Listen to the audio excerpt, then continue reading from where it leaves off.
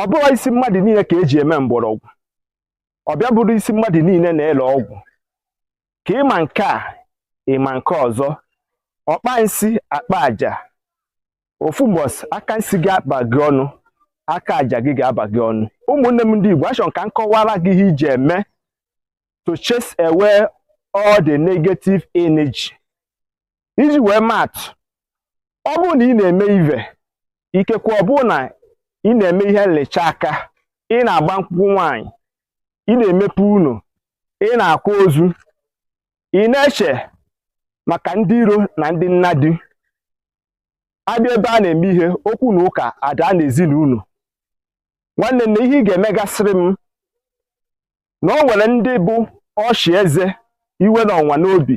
na ị na-eme ọfụma, ka ha kparị gị stọd, ka ha hasa ihe ị na-eme, na ihe ị ga-ewekọtasịrị m mere nye ka m si wee kọwa ọ ga-agazi. Nke mbụ, jee chọrọ m ifia a na-akpọ otobolo liv. Amara m ihe ndị bụrụ na-akpọ ya, na ya anya ọfụma. Ọ bụrụ na ị weta m ifia ebe ọ dị ndụ, ị weta m ifia ụkpaka liv, then ị weta m panlasta, then ị weta m gịnị ebenebe liv, ị wetaziere m ose